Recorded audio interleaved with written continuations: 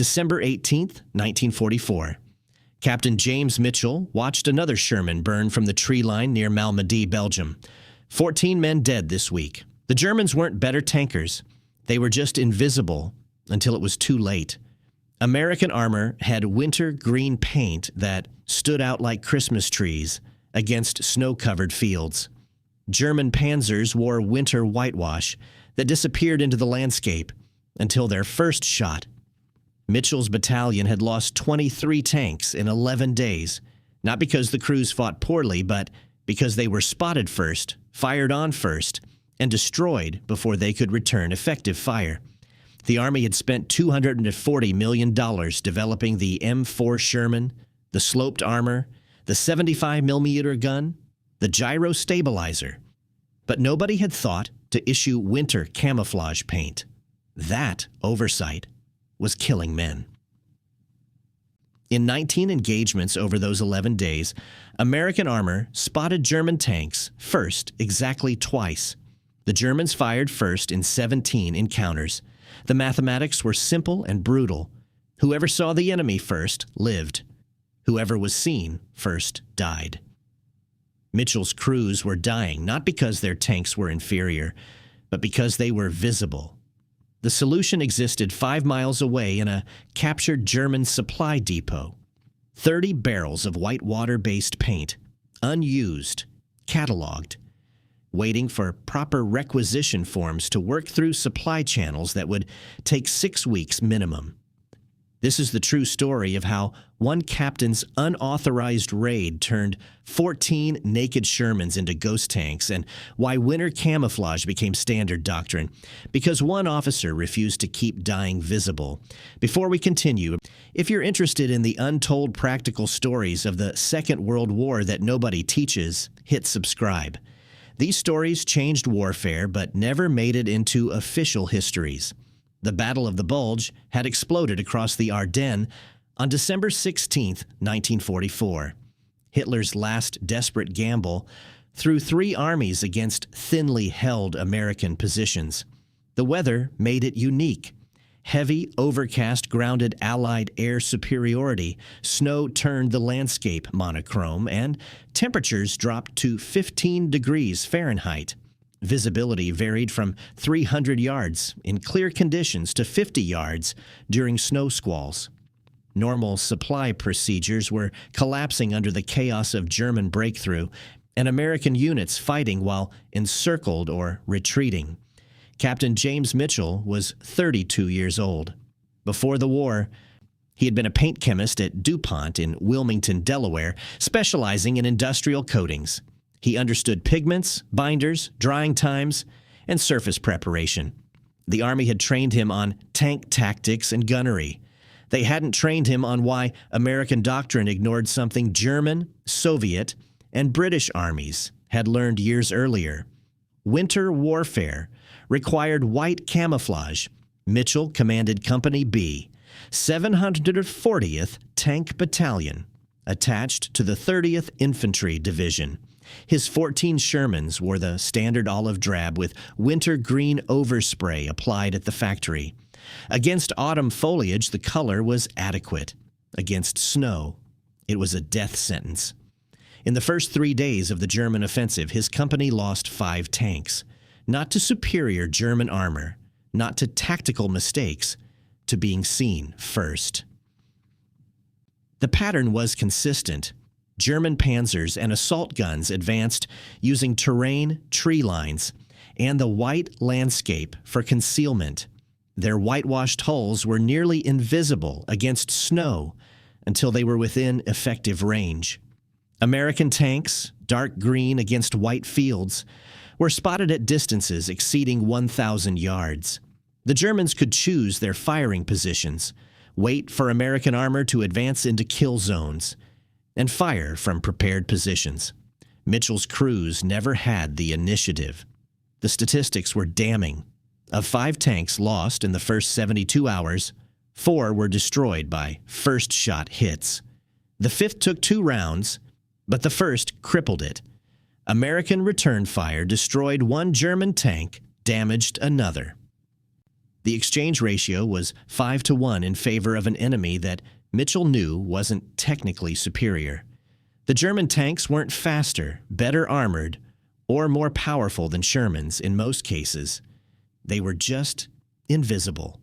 Staff Sergeant Robert Chen died on December 17, 1944. He was 24 years old, from San Francisco. A mechanic who had joined the Army in 1942, he had survived North Africa, Sicily, Normandy, and the drive across France. His Sherman, designated B-7, was advancing along a ridgeline road near Stavelot when a German Stug 3 assault gun fired from a tree line 400 yards away. The German gunner had time to aim. The tungsten cord round penetrated the Sherman's right sponson, detonated the ammunition storage, and killed Chen and his crew of 4 instantly. Mitchell examined the scene 3 hours later. The Stug was gone, but its firing position was obvious once you knew where to look. Tire tracks in the snow, crushed vegetation, brass shell casings partially buried. The German crew had positioned their assault gun in front of a snow-covered fir tree line, whitewashed hull blending perfectly with the background. Chen's Sherman had been dark green against white snow, visible from 800 yards in that terrain. Mitchell stood in the German firing position and looked back at the road. Chen's Sherman was a burned hulk, still smoking. Even destroyed, its dark silhouette was obvious. The Stu G crew had probably seen it for 30 seconds before firing. Plenty of time to aim, range, and select ammunition. Chen hadn't stood a chance. The Germans had concealment. Mitchell's men had visibility. That's when Mitchell stopped thinking about regulations and started thinking about survival. Mitchell gathered his remaining tank commanders at 1800 hours on December 17th. 9 commanders: First Lieutenant Paul Davidson, Staff Sergeant Harold Wright, Sergeant Thomas McCarthy, Sergeant Leon Johnson, Sergeant Frank Martinez, Corporal Andrew Sullivan, Corporal James Washington, Private First Class Edward O'Brien, and Private First Class Samuel Goldman.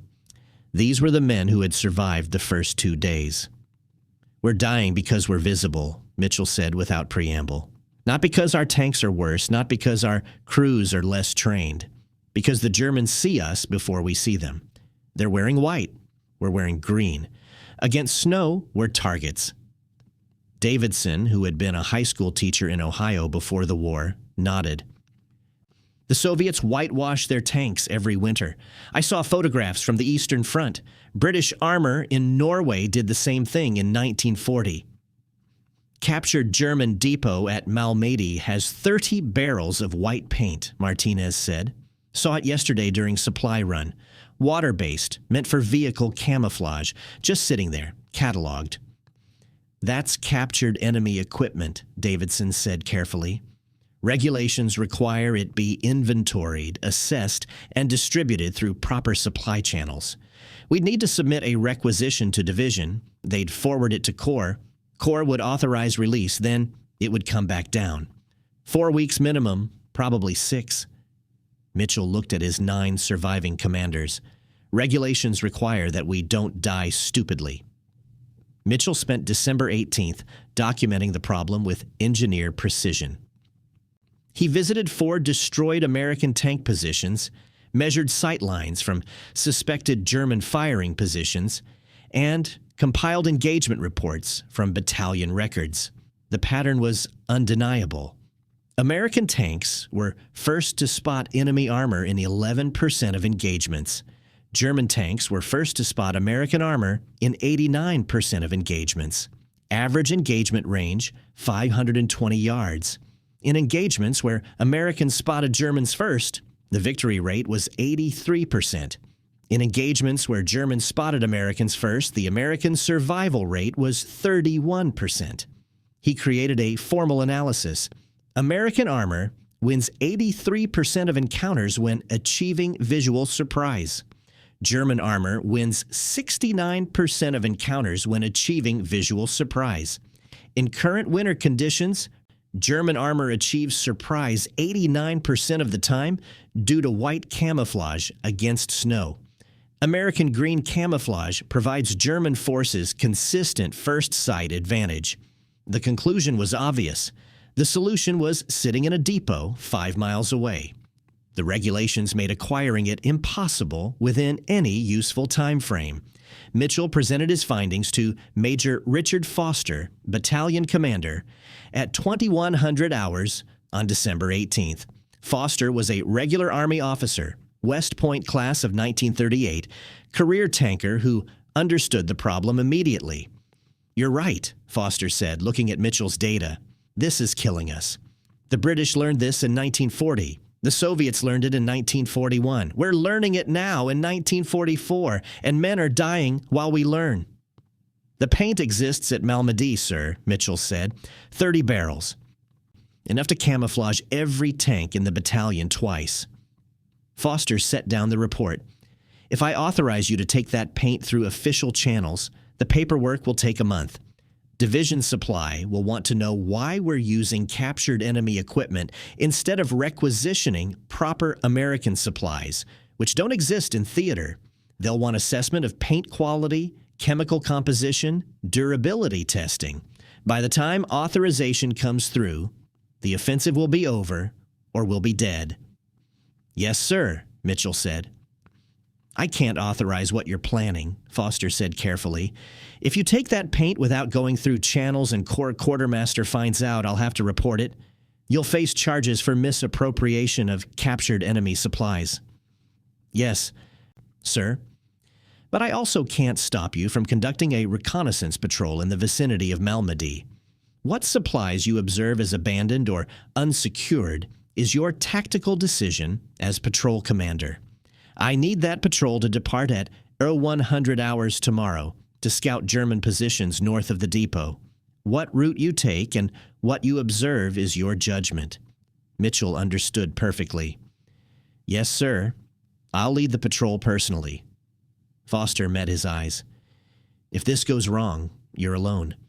If division asks, I sent you on reconnaissance and you exceeded your authority. I will not lie to protect you." "Understood, sir." "But Mitchell, don't just solve it for your company. Solve it for the whole battalion." Mitchell calculated requirements in his tent that night. 14 tanks in Company B, 38 tanks in the battalion total. Each Sherman had approximately 450 square feet of vertical surface area requiring camouflage. Total coverage needed, 17 on 100 square feet. Standard paint coverage, 350 square feet per gallon. Total paint required, 49 gallons minimum, 65 gallons for 2 coats, 30 barrels at 55 gallons each, 650 gallons available. "I'm not just painting our company," Mitchell told Davidson and Martinez, who would accompany the patrol. "I'm painting every tank in the battalion if I can." They would take 2 deuce-and-a-half trucks, claim they were retrieving ammunition from the depot, load paint instead, and return before dawn. The cover story was technically legitimate. The depot did have ammunition, and battalion did need resupply. What they loaded was their tactical decision. Davidson asked the obvious question. "What if MPs are guarding it?" "Then we talk," Mitchell said. "But at 0100 hours, in the middle of an offensive, with Germans 10 miles away, I'm betting on minimal security." They departed at 0100 hours on December 19th. 2 trucks, 6 men total. The drive to Malmédy took 40 minutes through blacked-out roads, past burning vehicles and scattered equipment. The offensive had created chaos. Normal procedures were suspended. Mitchell counted on that chaos. The captured German depot was a former Belgian Army warehouse on the eastern edge of town. 2 MPs stood outside, smoking cigarettes, looking cold and bored. Mitchell pulled up and dismounted. "Captain Mitchell, 740th Tank Battalion. We're here for ammunition resupply." The MP, a corporal, checked a clipboard. "Don't have you on the list, sir. Emergency requisition. Major Foster sent us. Battalions engaged north of here. We're low on 75 Mike HE." The corporal hesitated. "We got plenty of 75, but I need paperwork." "Son, There are German tanks 8 miles from here, and my battalion is between them and this depot. You want paperwork? I'll have Major Foster Radio Division in the morning. Right now, I need ammunition, and I need to get back before daylight. You gonna help, or should I call your CO and explain why my battalion's facing panzers without HE rounds because we're waiting on forms? The corporal looked at his partner, looked at Mitchell, looked at the chaos of war surrounding them. Warehouse is open, sir. Take what you need. I'll note it in the log. The paint was in the back of the warehouse, 30 barrels marked with German stenciling, water-based whitewash, meant for winter vehicle camouflage, exactly what Mitchell needed.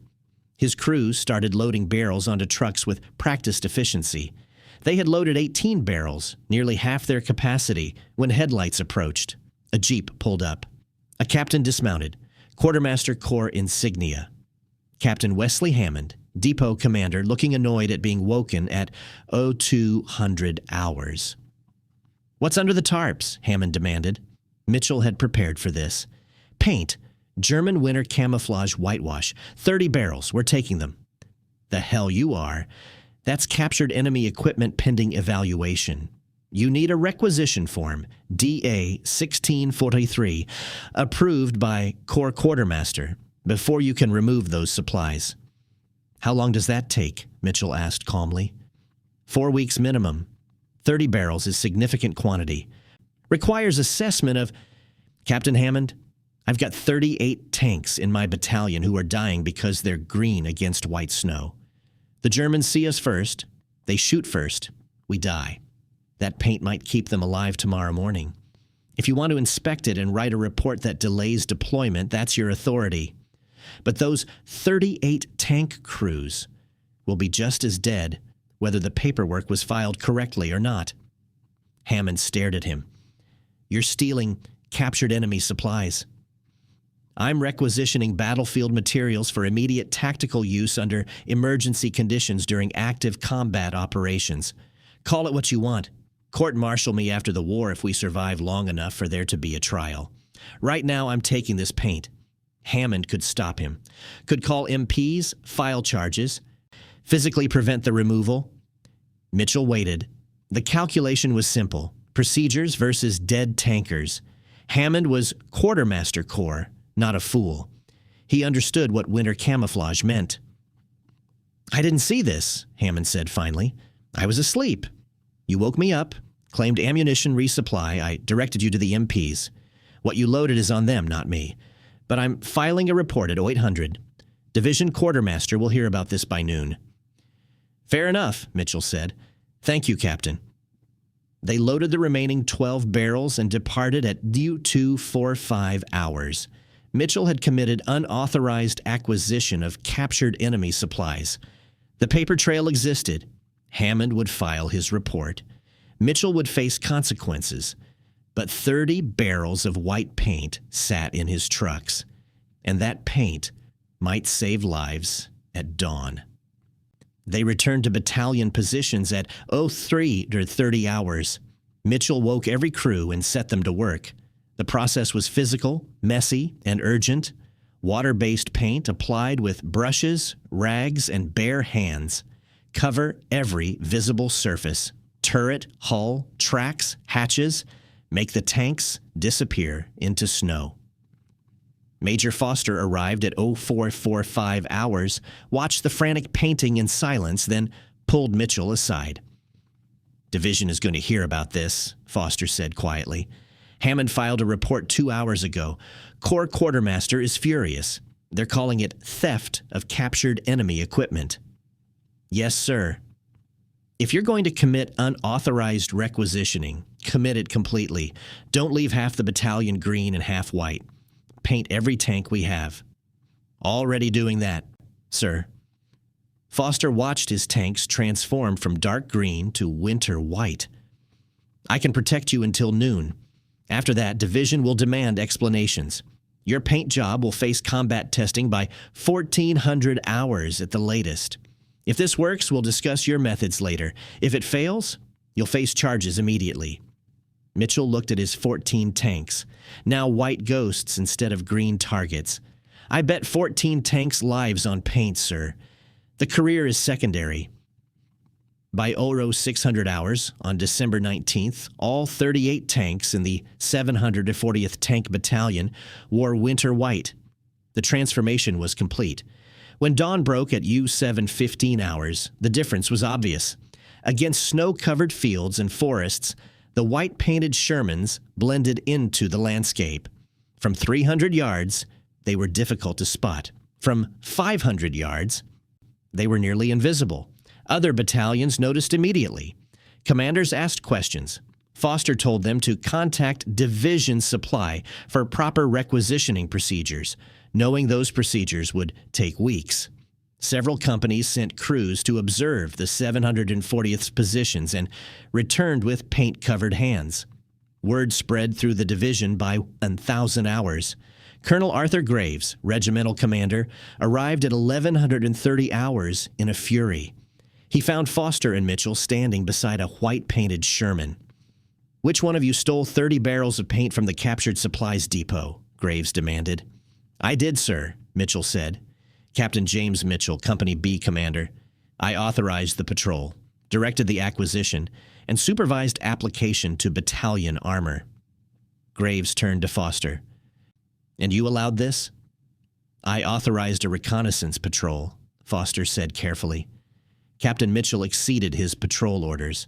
"I learned of the paint acquisition after the fact."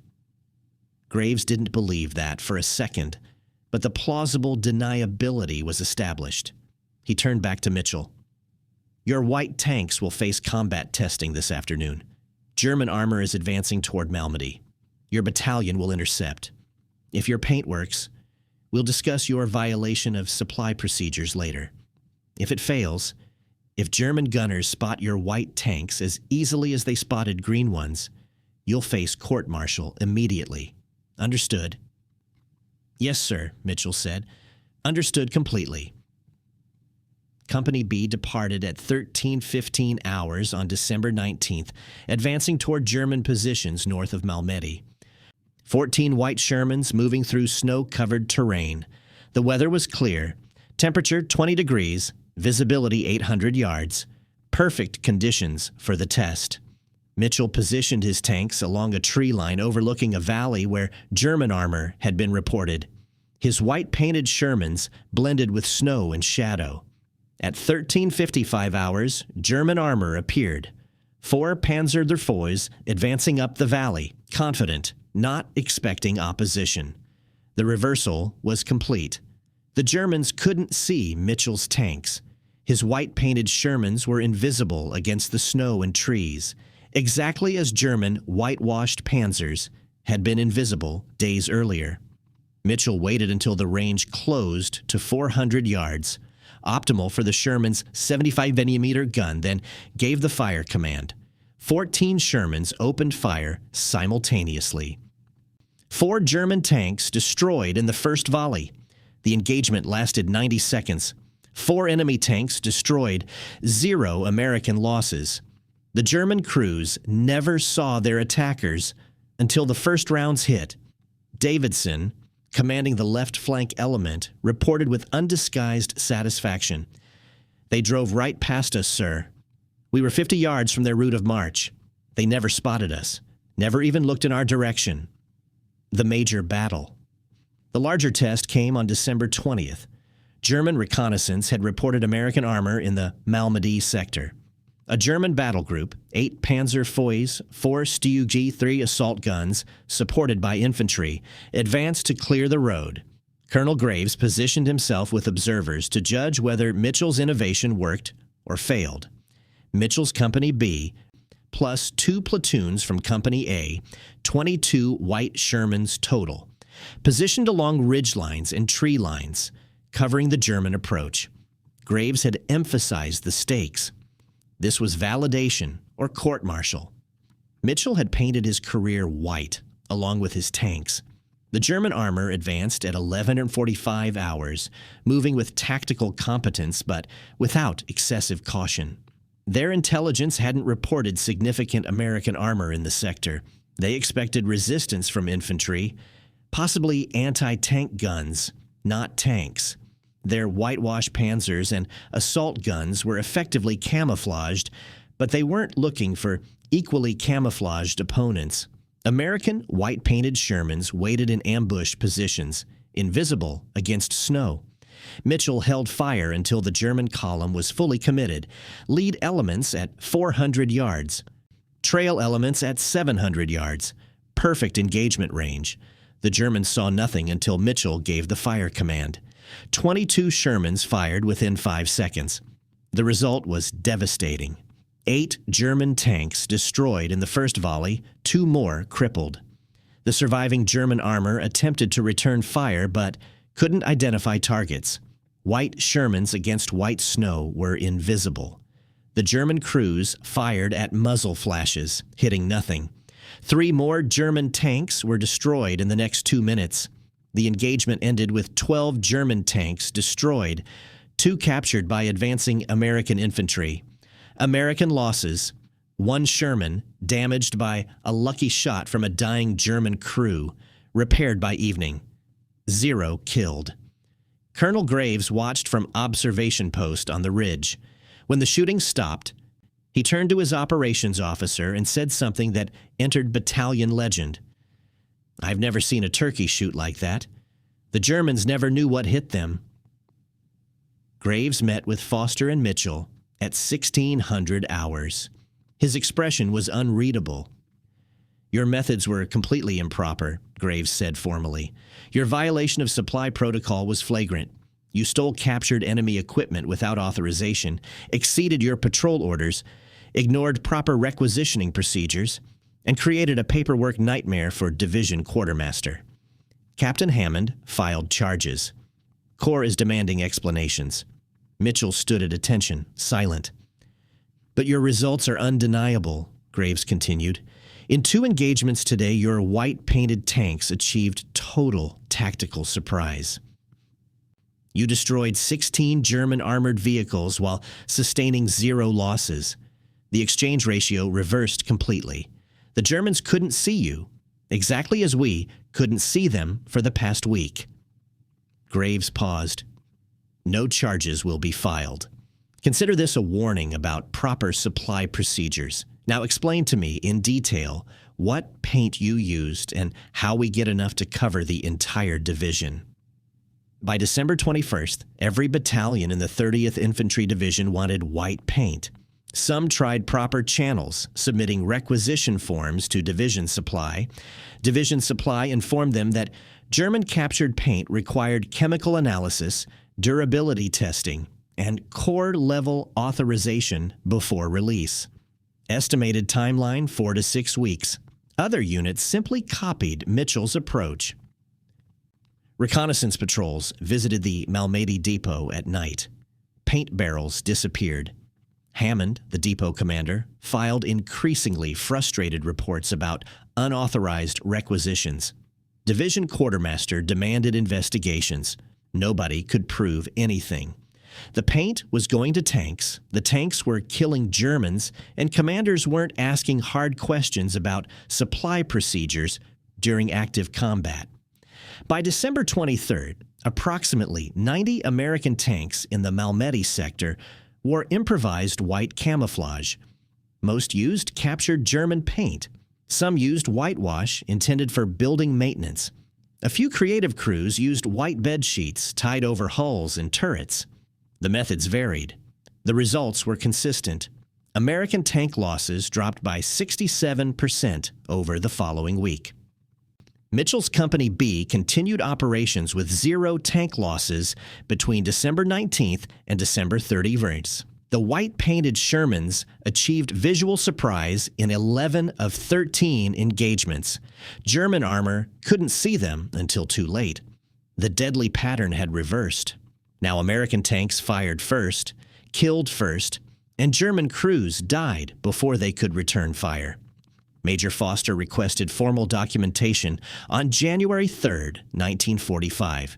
Mitchell wrote a detailed technical report titled Tactical Employment of Winter Camouflage for Armored Vehicles, Field Analysis from Ardennes Operations, December 1944. He included his original statistical analysis, engagement reports, before and after casualty comparisons, and technical specifications for paint application. The report was 17 pages long. It included recommendations.